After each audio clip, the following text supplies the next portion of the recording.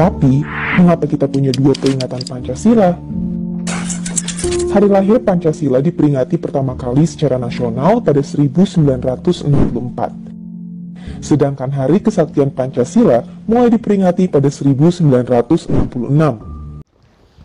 Assalamualaikum warahmatullahi wabarakatuh. Salam sejahtera buat kita semua. Pada video sebelumnya kita telah menyaksikan sejarah kelam bangsa Indonesia, fakta tentang gerakan 30 September. Pada video kali ini saya menampilkan sedikit perbedaan antara memperingati Hari Kesaktian Pancasila dengan Hari Kelahiran Pancasila. Kenapa kita memperingati dua hari Pancasila dengan tanggal yang berbeda? Untuk melihat video selengkapnya, ayo let's go. Tapi sebelumnya, bagi teman-teman yang belum mengikuti channel ini, jangan lupa tekan subscribe.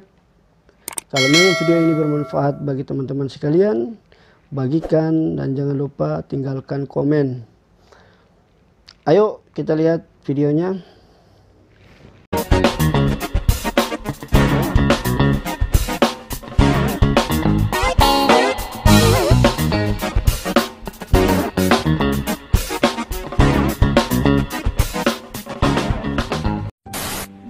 Pancasila.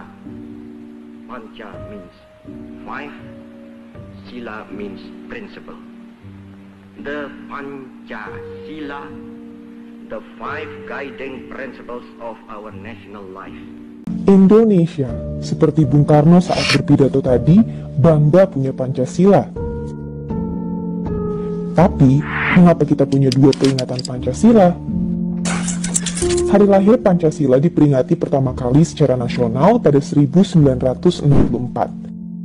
Sedangkan Hari Kesaktian Pancasila mulai diperingati pada 1966. Iya, bedanya memang cuma 2 tahun. Tapi ada satu peristiwa yang memengaruhi gelap terang 2 tanggal itu, sekaligus mengubah hidup banyak orang dan jalan politik negeri ini.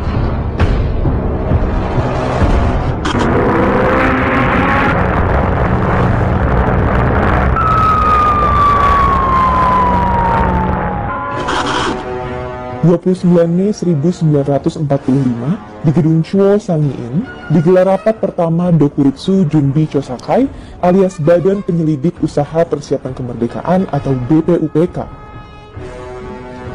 Ini Dr. Rajiman, Ketua BPUPK. Saat itu, ia persilakan anggota untuk mengusulkan dasar negara. Lalu pada 1 Juni 1945, Soekarno melontarkan 5 prinsip. 1. Kebangsaan Indonesia. 2. Internasionalisme atau peri kemanusiaan. 3. Mufakat atau demokrasi. 4. Kesejahteraan sosial. 5. Ketuhanan yang berkebudayaan. Bung Karno menyebutnya Pancasila. Langsung dibungkus? Oh, tak semudah itu. Kalimat dan penomoran prinsip berubah seiring dinamika rapat. Versi finalnya tercantum dalam Undang-Undang Dasar 1945 yang ditetapkan Panitia Persiapan Kemerdekaan Indonesia atau PPKI pada 18 Agustus 1945. Tapi, pidato Soekarno pada 1 Juni 1945 lah yang dijadikan landasan hari lahirnya Pancasila. Ketika sudah dirumuskan, dia kan sebagai fondasi ya, landasan dasar filosofi sebuah negara. Negara ya, bukan individu, negara. Dengan menggunakan konsep seperti itu, kita bisa melihat bahwa Pancasila sebenarnya bukan sebuah ideologi. Dia hanya kesepakatan.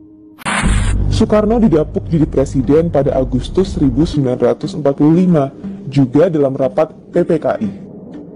Setelah 20 tahun menjabat dengan begitu banyak dinamika politik, terjadilah peristiwa 30 September 1965.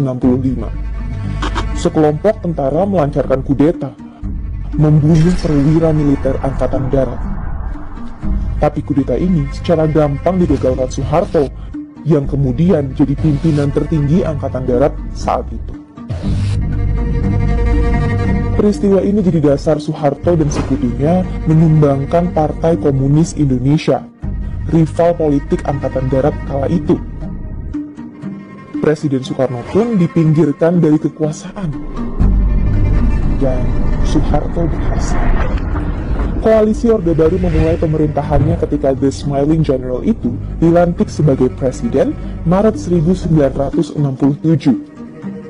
Agar semakin kokoh, Orde Baru butuh satu hal penting, ideologi. Mereka pilih Pancasila. Masalahnya, Pancasila merupakan buah pikir Soekarno.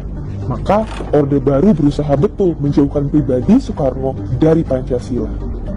Pada 1966, penetapan 1 Oktober sebagai Hari Kesaktian Pancasila diteken Soeharto untuk mengenang keberhasilan Pancasila menghalau gerakan 30 September. Mulanya, ini hanya hari besarnya Angkatan Darat, lalu ia jadi hari besar negara. Pada 1970, Orde Baru menyetop perayaan hari lahirnya Pancasila. Sebulan setelah keputusan itu keluar, Bung Karno wafat. Namun, upaya desoekarnoisasi belum usai.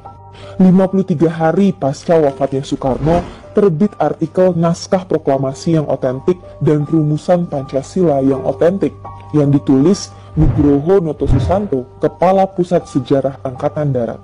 Menonjolkan Yamin sebagai penemu Pancasila, ia beralasan Yamin berpidato pada 29 Mei 1945, 3 hari lebih dulu dari pidato Soekarno. Nugroho juga menyebut Pancasila yang otentik ialah yang dirumuskan PPKI pada 18 Agustus 1945. Argumen itulah yang jadi acuan penulisan sejarah Pancasila versi Orde Baru. Seberapa otentik sumber-sumber Nugroho? Nugroho mengacu ke satu sumber, Naskah Persiapan Undang-Undang Dasar 1945 yang juga jadi sumber utama buku risalah BPUPK yang diterbitkan Sekretariat Negara era Orde Baru. Naskah persiapan ditulis Yamin, merujuk laporan stenogram rapat BPUPK yang ia pinjam dari Abdul Ghaffar Pringgodikdo, Wakil Ketua Tata Usaha BPUPK. Yamin tidak pernah mengembalikannya. Pemerintah Orde Baru menyatakan dokumen itu hilang. Namun, arsip-arsip Yamin ini ditemukan lagi di Puri Mangkunegaran, Surakarta. Dan ternyata, laporan stenogram BPUPK milik Pringgodikdo lainnya juga masih ada di Badan Arsip Nasional Belanda. Isi pidato Yamin pada 29 Mei 1945 disebut Nugroho mengandung 5 dasar negara. Tapi stenogram milik Pringgodikdo menunjukkan Yamin memberikan gambaran ideal negara Indonesia. Rezim itu kan membutuhkan sebuah legitimasi historis tentang arti penting peran sejarah mereka. Nah, dari situ kemudian mereka juga mulai membangun simbol-simbolnya, termasuk hari Pancasila Sakti tanggal 1 Oktober itu kan, untuk mengukuhkan kembali legitimasi ideologis di mana Orde Baru muncul sebagai penyelamat bangsa dari ancaman. Nah, prosesnya seperti itu. Orde Baru tetap tidak mengakui 1 Juni hari lahirnya Pancasila, meski membolehkan masyarakat memperingatinya. Setelah Orde Baru tumbang, upaya rehabilitasi hari lahirnya Pancasila dilakukan. Presiden Jokowi menjadikan hari lahirnya Pancasila 1 Juni sebagai hari libur nasional, meskipun pemerintahannya juga tetap memperingati Hari Kesaktian Pancasila.